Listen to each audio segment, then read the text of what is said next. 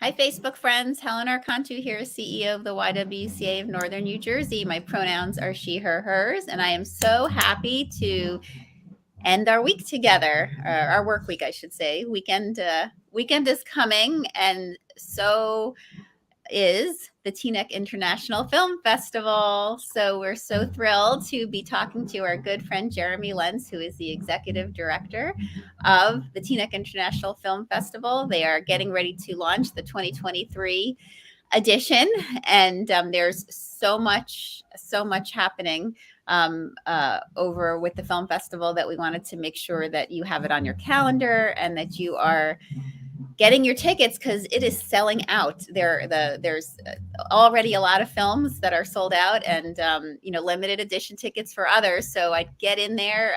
We have the links for you here in the comments so that you can get your tickets, look at all the offerings, but we're going to showcase some of them for you now in our conversation.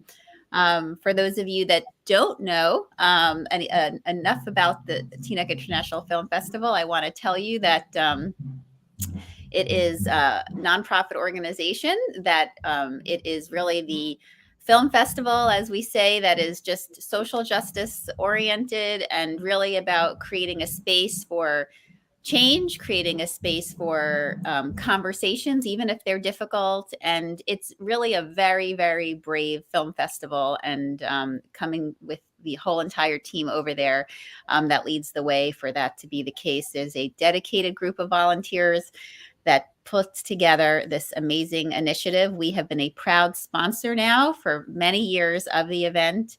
And here we go. Lots to say. Jeremy, welcome. Good morning, Helen. It's so good to be back on YWTV, and thank you for having me. So, I guess we should start with talking about the fact that, let's get our calendars marked. When does it start? What dates do we need to know? And then we'll start talking about some of the films. But let's start with the important stuff. When's the big day? Festival kicks off this Sunday, November 5th, in person. We're opening on Sunday with the New York International Children's Film Festival, which is called Kid Flicks. And these are juried international animated shorts that are geared towards children ages 5 to 10. So if you have little ones out there, we have a grant, thanks to the Puffin Foundation, which admits everyone for free. All you have to do is sign up. The event will be held this Sunday at the Teaneck Public Library at 840 Teaneck Road at 1:30 p.m. And this is the first year that we're bringing this event back since 2019. It used to be an annual staple in our event, but due to COVID and, the smaller years that we've had since 2020, we're bringing it back, and it'll be dedicated to Bob McGrath, who was our host all the years. And for those who don't know, Bob McGrath was the fixture on Sesame Street. So this year, his daughter will be there to accept an award on his behalf. And our co-founder, Judy Dissler, will be hosting in Bob's place. But it's a really fun event for parents to bring their kids, and the kids get to vote. And then the festival will run the entire week through November 12th. The remaining in-person events will kick off from Thursday, November 9th through next Sunday, November 12th. And the virtual series this year is streamed this entire week on demand. So unlike how we've done it in previous years, where you actually had to log in at a designated date and time to watch a virtual series, we're now giving it to our viewers where they'll have the links. They'll be accessible for a whole week. They can watch the film on demand at their leisure, and then they can also watch the talkback as well on demand. And the virtual series will be available from the 5th to the 12th, and you can access all virtual pass from anywhere in the country for a low fee of $15. So I would encourage everyone and anyone attend in person and attend virtually. If you can't come to Teaneck, the passes are great. That's such an amazing opportunity, because I know one of the kind of silver linings of COVID is that the Teaneck International Film Festival was being kind of internationally enjoyed because everyone could get access to it because of these new platforms that you had put in place to be able to keep the community engaged in the great work. So it's so wonderful now that you've actually even taken that and even made it even easier for folks to be able to embrace and watch the films and enjoy them, at their leisure. Yeah, and we wanted to really maintain that and keep the audiences that we built during COVID who aren't in the immediate area engaged with the work that we're doing. And they're great films. In the virtual series, we have an incredible film called Joyland, which is a Pakistani feature that is the first of its kind that really deals with transgender rights in Pakistan and follows the story of this woman, Biba, and she runs a dance theater and what happens to her and the man who comes to work in the theater. Really timely. Malala was a producer on it. The film was banned initially when it opened in Pakistan, and then they rescinded the ban, but also had a lot of political implications for representation of transgender women in Pakistan as well as internationally. The film got a lot of attention. So we're really proud to have that one in the virtual series. And I think it'll open a lot of eyes and hearts to a community in Pakistan that many people don't know about. Yes. And that's so important. And again, for our viewers, that this is exactly why the Teaneck International Film Festival is so special. It really does bring us to learn and to understand, and to hopefully through that learning and understanding, engaging and activating and being part of these important conversations and advocating on behalf of these issues, and whether it's internationally or here locally, because what we see in the films is very often happening right around us as well too, but in different ways. So it is definitely important to get educated.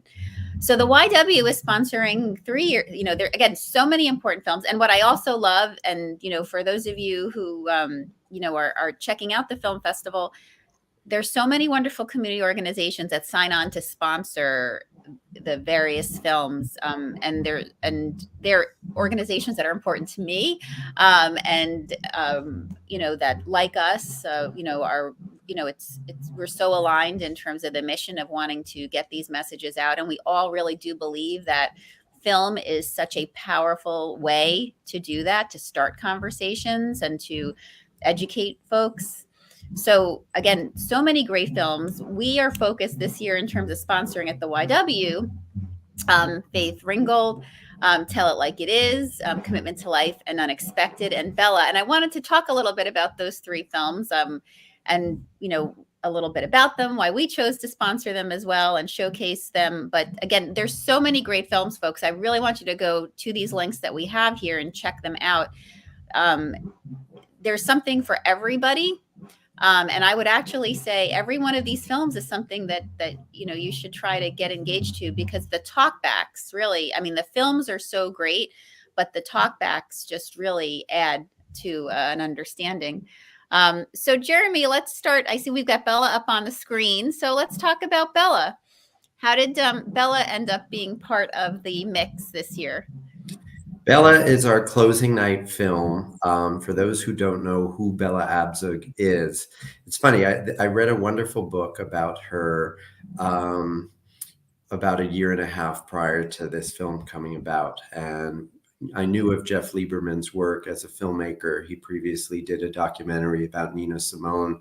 And for those of you who saw, there was I think it was a Hulu series called Mrs. America with Cate Blanchett, and it dealt with the ERA, the Equal Rights Amendment in the United States. And Bella Abzug was a big, author and advocate for the ERA with Shirley Chisholm and Gloria Steinem. And we really got to learn a lot about her. And she was, this New York politician who was known for wearing these fabulous hats, who was very outspoken, who really was a trailblazer in terms of working for women's rights, as well as really one of the first politicians to advocate for gay rights in this country. And this movie tells her story and brings in this incredible group of women who have a really close connection to her. People like Barbara Streisand, Hillary Clinton's in the documentary, Nancy Pelosi, Maxine Waters, Shirley MacLaine, and Jeff Lieberman, the filmmaker, interviews all of them, and he'll be at the closing night film to talk about everything, that went into the making of this film and what a labor of love it was for him, and hopefully, inspire a new generation of people and women to get involved. And we're honored to have our own senator, Senate Majority Leader, the icon, the GOAT, Loretta Weinberg, to be on that panel. And, Loretta knew Bella. And I think there's so much of Bella's spirit and tenacity that we see in Loretta Weinberg. So I think it's going to be a really, really seminal film for the festival. National Council of Jewish Women is also co-sponsoring that, and we'll be recognizing the Woman of the Year this year and doing some awards. So it's always a great kind of final closing night event. So definitely check it out and learn about a woman who many people don't know about. Well, I mean, she definitely is an icon, and I'm so glad that you're showing the film. And I know that, what a powerhouse to be able to have Senator Weinberg be able to be part of the debrief and have her share, because obviously when Bella Abzug was, in motion, the senator was kind of right there, watching as well. So it's going to be really powerful to hear her take on it. And this is a big year for the National Council of Jewish Women. They're kind of rounding out their centennial celebrations with this event. So it definitely is a very special way to wind up this important festival this year. So folks, I'm assuming that's one of the ones that will be selling out. So people need to get their tickets quickly. Definitely. It's a hot ticket. It's definitely a hot ticket. So, tell us a little bit about Faith Ringgold, and tell it like it is. Faith Ringgold came about earlier this spring. The Puffin Foundation, which we are a project of, has a cultural forum and an art gallery right here in Teaneck. And earlier this spring, in conjunction with Bergen Community College and their art gallery, they did an art exhibit of Faith's work and the history of her activism. And many people don't know that Faith is an Englewood resident. And she's, right here in our own backyard. And she is a global powerhouse in the art world who has been exhibited at the Guggenheim and internationally, and is, a force to be reckoned with. And when we were there for the opening, the people who represent her at the ACA Gallery in Manhattan said, there's a film about Faith Ringgold that was done in the UK. And I said, we need that film, and let us showcase that film at the festival. And they were all on board.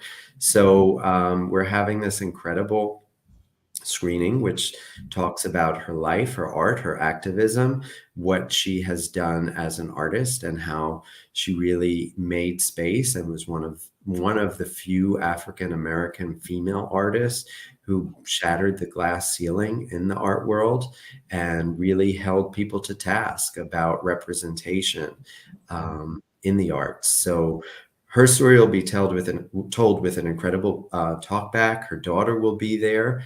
If her health permits, maybe Faith will show up, but we're going to have a really solid panel discussion on that. Also a hot ticket. It's at the Puffin, which is a smaller venue, so it will sell out. So definitely, make sure you get tickets in advance for that. I think, they're probably like maybe 30 or 40 tickets remaining for that film. Well, I love how your film festival always showcases kind of some of the legends that are in our community that sometimes we don't even know are there. And here's another example of one. It's so incredible. This is the 18th year of the festival, but every year we do this festival. It's remarkable because we don't have to go beyond our own county, even our own township, really, to find this talent. I mean, between Englewood, Teaneck, and Hackensack, which are all adjacent towns, there's this wealth of talent, and there's so many local filmmakers that are involved every year. I mean, this year Paul Izelt is coming back. You guys sponsored Aftershock about the maternal health crisis. She has a new film that you're moderating on the post-Dobbs decision and what it means for religious communities of the Jewish and Muslim faith. Brian Cates, who is Teaneck's former mayor, Jacqueline Cates' son, is coming to discuss an Oscar-nominated film called All the Beauty and the Bloodshed, which talks about the opioid crisis and the Sackler family and what Nan Goldin, another world-famous artist like Faith Ringgold, did to expose them. So there's so many stories. David Levin is having a world premiere of his film, former Teaneck resident, Viral Vignettes, which deals with how actors responded during COVID, and is a sketch series of various famous television actors and how they dealt with being behind screen on Zoom during, the 2020 to 2022. So there's really, lots of local connections that take place. Yeah, it's really unbelievable, but I love that aspect of the film festival also, because it always just reminds us, how much is around us, here in this area, and how lucky we are to be here, for sure. So we have the last two films too, which again, are I know it's just so powerful and bringing a lot of important conversations, to the mix as well. Can we talk a little bit about Commitment to Life Life? and Yeah, Unexpected? and Unexpected. So these two films will be shown together. So you get two for the price of one. Commitment to Life is a feature documentary that deals with Hollywood's response to the HIV/AIDS epidemic. And we're really proud this year, thanks to you, Helen. You turned us on to the LGBTQ plus Health and Wellness Center at Bergen Newbridge Medical Center, which is an incredible facility that it's like we've been waiting for it for people in the LGBT community in Northern New Jersey. It's the first primary care provider for the health needs of the LGBT community. So we're talking about hormone therapy, we're talking about PrEP prescriptions, STI screenings, and the whole nine yards from there. And no longer do New Jersey residents have to go to New York City if they want to get treated and be seen by a doctor that identifies as LGBTQ plus. And that's really important. And especially, for people who are raising families here and whatnot. And that's going to be co-sponsored with the National Coalition of 100 Black Women. Vivian Chu, who's a longtime friend of the film festival, also is sponsoring it in memory of her brother, Lawrence Eric Murphy, and again, the YWCA of Northern New Jersey. And that's going to be paired with a really interesting documentary short called Unexpected that's produced by our buddy and activist, Cheryl Lee Ralph, who has one of the longest standing HIV/AIDS organizations called Diva Simply Singing. And the short deals with the story of two African-American women in the South who work to provide care packages to HIV positive pregnant moms in the South, and tells their story and really gives a modern day glimpse into the world of where we are with HIV and AIDS, specifically geared towards African-American women. And those two films will have an incredible panel discussion with the representatives from the Newbridge Medical Center and Healing Space, which is YWCA's sexual assault affiliate right here in the county. So, and I'm going to moderate it. Yes, I'm so excited for that. And I was so glad that the connection worked with the amazing program that we have, again, right here locally in our own backyard, which is another reason why it's so special to live in this area. We have this tremendous resource, first of its kind, as you said, here in the state. And we were so thrilled to also be able to bring along Caden from our YWCA Healing Space team. For those that don't know, we have started one of the first, I think actually the first sexual violence program focused on supporting our transgender community here. Here in Bergen County, and anyone in the state can access the service as well. And so it's such a great opportunity. These films are so important. These conversations are so important. And it really creates a wonderful platform to be able to share that, these resources are right here in our community. And the hope is that we will help to get the word out so that people are aware that these places now exist and work to, build them up. So yeah, I mean, the support that we get from the YW is incredible. And we thank you for that. Well, we're linked arms with you, every step of the way. And again, as you know, I'm just such a fan, and I'm excited to moderate, my conversation as well, and support all these others. And although it's not our film, I feel like it's important to just make sure folks know about the Rosa Parks film as well. I mean, I could sit here about everyone and talk about them with you. Yeah, I think Rosa Parks and Shared Legacies I want to talk about, because I think both of those are really important, as far as the mission of the YW.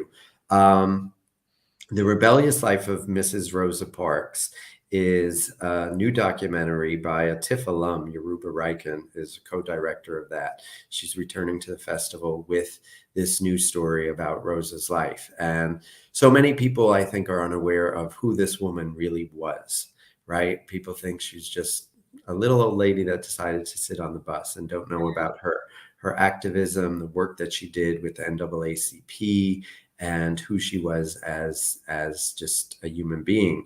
And this will shed light on her story. It's based off a book of the same name. And our own civil rights icon, Theodora Lacey, will be on the talkback discussion, which will be moderated by Reverend Shelley White here in Teaneck. And Theodora Lacey is, somebody who personally worked with Rosa Parks, knew her. They were friends and worked on the Montgomery bus boycott, worked with Dr. King, and led the integration movement here in Teaneck. And she also brought Rosa Parks to the Teaneck Public Schools. Yeah. And she's going to talk about the experience there. We're also doing a second screening, which is at Teaneck High School, open to students only, of that film.